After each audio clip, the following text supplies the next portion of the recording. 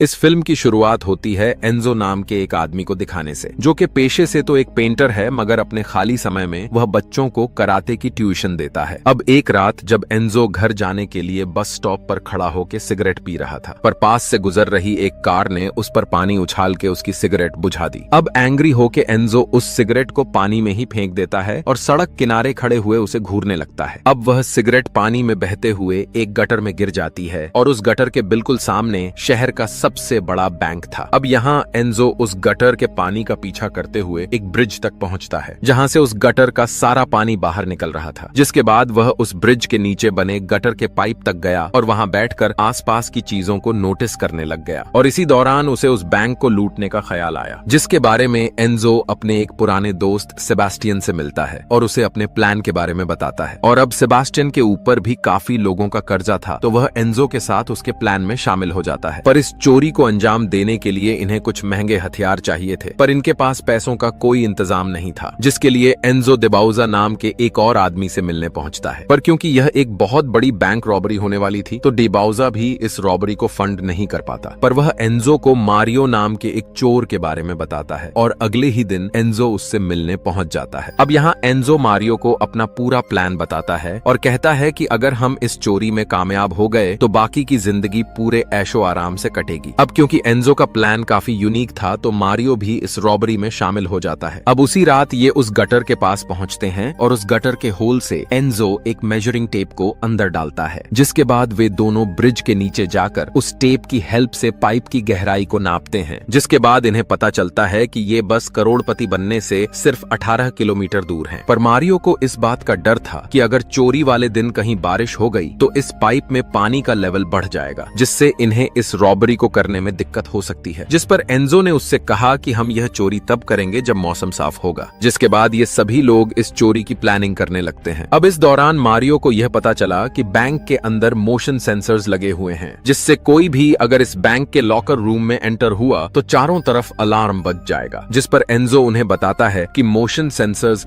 हमारी हलचल को नहीं बल्कि हमारे शरीर की गर्मी को ट्रैक करते हैं। जिससे बचने के लिए एंजो ने स्लीपिंग बैग से एक खास किस्म का सूट बनाया ताकि वह अपने शरीर की गर्मी को छुपा सके। इतना काम करने के बाद एंजो उस बैंक में जाता है और वहां कैमरा से कुछ तस्वीरें लेने लगता है, ताकि वह बैंक का एक पूरा नक्शा तैयार करके अपनी रॉबरी की पूरी प्लानिंग बना सके। पर इसी बीच बैंक की सिक्योरिटी ने उसे सीसीटीवी के जरिए देख लिया और उसे पकड़ के बैंक के बेसमेंट में ले जाते हैं। पर उन्हें नहीं पता था कि यह एंजो की ही एक चाल थी, क्योंकि वह बैंक के लॉकर रूम को करीब से देखना चाहता था। और जब सिक्योरिटी ने एंजो के कैमरा को चेक किया तो उन्हें उसके अंदर कुछ नहीं मिला, क्योंकि एंजो ने मेमोरी कार्ड तो पहले ही निकाल लिया था। और जब गार्ड्स को एंजो के पास कुछ नहीं मिलता तो वे उसे जाने देते हैं। जिसके बाद एंजो उन तस्वीरों की हेल्प से बैंक का पूरा नक्शा बनाता है, जिसके जरिए वह अपने साथियों को अपना प्लान समझाता है। वह बताता है कि हम बेसमेंट से होते हुए सीधे बैंक के अंदर जाएंगे, क्योंकि बैंक के सभी लॉकर्स बेसमेंट में ही हैं। अब सिर्फ इनका आखिरी काम बचा था, जो बैंक और सीवर के बीच के फासले का पता लगाना था, जिसको नापने के लिए ये एक साइकिल का इस्तेमाल करते हैं, जिसके टायर पर ये निशान लगाते हैं। फिर उस साइकिल को सीवर से चलाकर बैंक तक ले जाते हैं और यह देखते हैं कि साइकिल का टायर कितनी बार घूमा, जिसे काउंट करके ये उस दूरी को नाप लेते हैं। अब एंजो थोड़ी कैलकुलेशन करके उस जगह का पता भी लगा लेता है जहां पर उन्होंने ड्रिल से सुरंग खोदनी थी। अब इसी बीच एंजो ने मारियो को बताया कि वे जिन पैसों को चुराने वाले हैं, बैंक वालों के पास उस सारे पैसे का इंश्योरेंस मौजूद है, जिसका मतलब साफ था कि इस चोरी से आम लोगों के पैसों का कोई नुकसान नहीं होगा।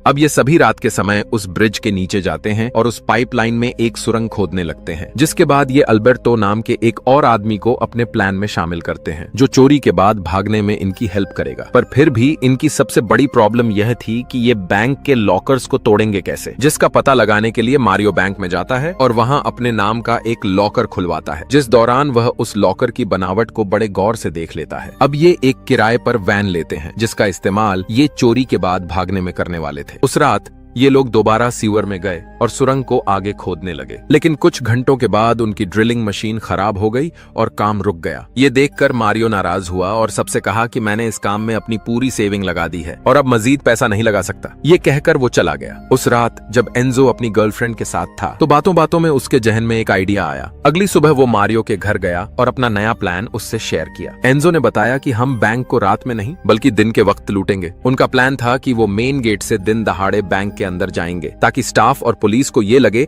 कि ये एक छोटी रॉबरी है। जब पुलिस बैंक के बाहर होगी तो ये लोग सुरंग के रास्ते से बैंक से निकल जाएंगे और जब तक टनल का पता चलेगा ये काफी दूर निकल चुके होंगे। मारियो को प्लान पसंद आया और उसने इस पर अमल का फैसला किया। चोरी के दिन सबने अपने हाथों पर ग्लू लगाया ताकि फिंगरप्रिंट्स छुप जाएं। सेबेस्टियन टनल खोदने सीवर गया, जबकि बाकी टीम भेष बदलकर बैंक के अंदर घुस गई। अंदर जाकर उन्होंने मास्क पहने और तमाम कस्टमर्स को हॉस्टेजेस बना लिया। सिक्योरिटी गार्ड ने कैमरास में सब देख लिया और फौरन पुलिस को इन्फॉर्म कर दिया। मारियो कैश काउंटर गया और कैशियर से सूटकेस में पैसा भरने को कहा। अब कुछ ही देर में पुलिस ने बैंक को चारों तरफ से घेर लिया। ये सब देखकर एंजो ने एक हॉस्टेज को गन पॉइंट पर ले लिया और उसे बैंक से बाहर ले जाकर पुलिस को धमकाने लगा कि अगर किसी ने जरा सी भी चालाकी दिखाई तो वो अंदर के सभी हॉस्टेजेस को मार देंगे। इधर बैंक के अंदर मारियो ने भी एक हॉस्टेज को गन पॉइंट पर ले लिया और सिक्योरिटी गार्ड को बाहर आने को कहा। मारियो के धमकाने पर वो डरता हुआ बाहर आ गया। मारियो ने उस गार्ड से उसकी बंदूक ली और उसका फोन भी लेकर उसे बाहर भेज दिया ताकि अगर पुलिस बात करना चाहे तो इसी फोन पर करें। इसके बाद एंजो ने सारे सीसीटीवी कैमरास बंद कर दिए ताकि कोई सबूत न बचे। दूसरी तरफ एंजो बेसमेंट में गया और वहां एक कैबिनेट हटा दिया। वहीं से सेबेस्टियन, जो अपना काम कंप्लीट कर चुका था, टनल के जरिए बैंक के अंदर आ गया। अंदर आने के बाद एंजो और सेबेस्टियन बैंक के पार्किंग लॉट में गए और कार की डिग्गी से एक मशीन निकाली। फिर ये लोग लॉकर रूम में पहुंचे और मशीन असेंबल की। दरअसल सेबेस्टियन एक सिविल इंजीनियर है। उसने एक ऐसी मशीन बनाई थी जो लॉकर सिर्फ 7 सेकंड्स में खोल सकती थी। टीम के सब लोगों ने अपनी घड़ियों में वो टाइमर सेट किया जो टाइम इन लोगों ने प्लानिंग के दौरान तय किया था और एंजो और सेबेस्टियन ने लॉकर्स तोड़ना शुरू कर दिए। इसी बीच मारियो को पता चला कि पुलिस वाले बैंक की छत पर आ चुके हैं। मारियो ने फौरन पुलिस ऑफिसर को कॉल किया जो इस मिशन को लीड कर रहा था और उसे धमकी दी कि तुम सब हॉस्टेजेस को मरवाना चाहते हो, इससे पहले कि ये सब सच हो जाए अपने लोगों को नीचे उतार लो। मजबूरन कैप्टन को मारियो की बात माननी पड़ी। उसके बाद मारियो ने कैप्टन से कहा कि मुझे इस टाउन के मेयर से बात करनी है। कैप्टन ने जवाब दिया कि मेयर को आने में कम से कम 1 घंटा लगेगा। इधर एंजो और सेबेस्टियन काफी लॉकर्स खोल चुके थे। बाहर पुलिस प्लानिंग कर रही थी कि इन चोरों को कैसे पकड़ा जाए, क्योंकि उन्हें लग रहा था चोर बैंक के अंदर ही फंस गए हैं। कैप्टन ने फिर मारियो को कॉल किया और सरेंडर करने का ऑफर दिया। उसने कहा, अगर तुम लोग खुद को पुलिस के हवाले कर दोगे तो मैं तुम्हें एक गवर्नमेंट वकील दिलवाऊंगा जिससे तुम लोगों को कम सजा मिलेगी। मारियो ने थोड़ा वक्त मांगा। इसी दौरान हम एक बुजुर्ग औरत को देखते हैं जिसका आज बर्थडे होता है। जब मारियो को पता चला तो उसने उस औरत को एक चॉकलेट दिया और बर्थडे गिफ्ट के तौर पर उसे बैंक से बाहर भेज दिया।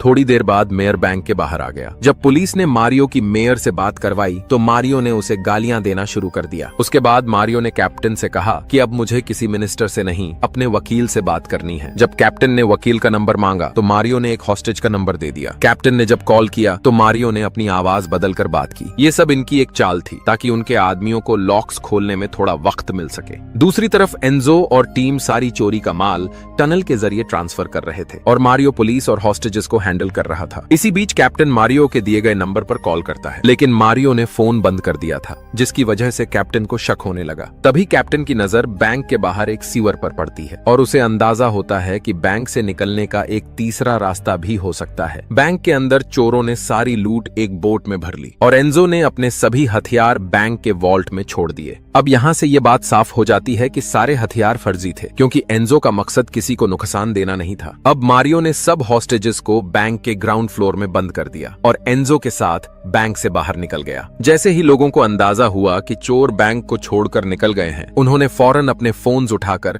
घर वालों से राब्ता करना शुरू कर दिया। जैसे ही कैप्टन को पूरी सिचुएशन का अंदाजा हुआ, उसने एक टीम को सीधा बैंक के सामने से भेजने का हुक्म दिया, जबकि दूसरी टीम को नाले के रास्ते भेजने की स्ट्रेटजी बनाई। इधर मारियो ने एंजो के साथ मिलकर सुरंग में वापस जाने की तैयारी की और खुदाई के सब निशान मिटा दिए और तुरंत अपनी टीम के साथ जा मिला। कहानी अब फ्लैशबैक में चली जाती है, जहां दिखाया जाता है कि एंजो और उसकी टीम ने इस डाके की तैयारी कैसे की थी। एंजो को पहले से शक था कि पुलिस सोचेगी कि चोर सीवर के रास्ते भागेंगे, इसलिए उन्होंने सीवर में एक छोटी सी डैम तैयार की ताकि पानी का रुख मोड़ा जा सके और मोटर बोट के जरिए मुखालिफ सिमट में जा सके। जब कैप्टन बेसमेंट तक पहुंचा तो उसे वो सुरंग मिल गई, लेकिन उस सुरंग के जरिए वो चोरों का पीछा नहीं कर सकता था, क्योंकि सुरंग के एंट्रेंस पर एक झूठा बॉम्ब लगाया गया था। कैप्टन ने तुरंत अंदाजा लगा लिया कि जैसे बाकी हथियार फर्जी थे, ये भी फर्जी ही है, मगर तब तक काफी देर हो चुकी थी। चोर अपने निकलने निकलने के रास्ते तक पहुंच चुके थे। एंजो और उसके दोस्तों ने सीवर के जरिए एक वैन तक पहुंच के सारा माल ट्रांसफर कर दिया। सेबास्टियन ने चोरी का सामान वैन में भर दिया और उसके बाद सब यहाँ से निकल गए। इस तरह एक छोटी टीम ने पुलिस और हुकूमत को चकमा देकर लगभग $30 मिलियन लूट लिए। बाद में सब अल्बर्टो के घर पहुंचे और चोरी का माल बराबर तकसीम किया। उसके बाद उन्होंने वैन जिसमें चोरी का सामान ले जाया गया था उसे भी आग लगा दी ताकि कोई सबूत पीछे न रह जाए। फिर सब अपनी अपनी जिंदगियों में लौट गए और उस पैसे से ऐशो आराम की जिंदगी जीने लगे। लेकिन चंद महीने बाद अल्बर्टो की बीवी को यह राज मालूम हो गया कि उसका किसी और औरत के साथ चक्कर चल रहा है। गुस्से में आकर उसने सीधा पुलिस से कांटेक्ट किया और चोरी का पूरा सच उगल दिया। जब पुलिस को यह सब मालूम हुआ तो उन्होंने एक एक करके सब चोरों को गिरफ्तार कर लिया और सारा माल भी जब्त कर लिया गया। अब 7 महीने बाद का सीन दिखाया जाता है जब एंजो को जेल से रिहा किया जा रहा होता है। जेल के बाहर मारियो एक महंगी कार में उसका इंतजार कर रहा होता है। यहाँ एक नया राज खुलता है कि एंजो ने पहले ही ये प्लान बना लिया था कि अगर पकड़े भी जाएं तो कम से कम सजा हो। उन्होंने चोरी के दौरान सिर्फ फर्जी हथियारों का इस्तेमाल किया था और किसी को कोई चोट नहीं पहुंचाई। इस वजह से कोर्ट ने सिर्फ 7 महीने की सजा सुनाई। साथ ही बैंक के लॉकर्स में रखे पैसों का कोई ठीक हिसाब नहीं था, इसलिए हुकूमत भी नहीं समझ पाई कि असल में कितना पैसा चोरी हुआ था। बैंक ने ये क्लेम किया कि 25 मिलियन और काफी सोना चोरी हुआ है, लेकिन पुलिस के हाथ सिर्फ 1 मिलियन लगा। इसका मतलब था कि चोर बाकी पैसा छुपा चुके थे। आखिर में जब एंजो और उसकी टीम को जेल से रिहाई मिलती है तो वो वापस अपने छुपाए हुए पैसों के साथ सुकून भरी जिंदगी गुजारने लगते हैं। मुझे उम्मीद है कि आपको आज की कहानी पसंद आई होगी।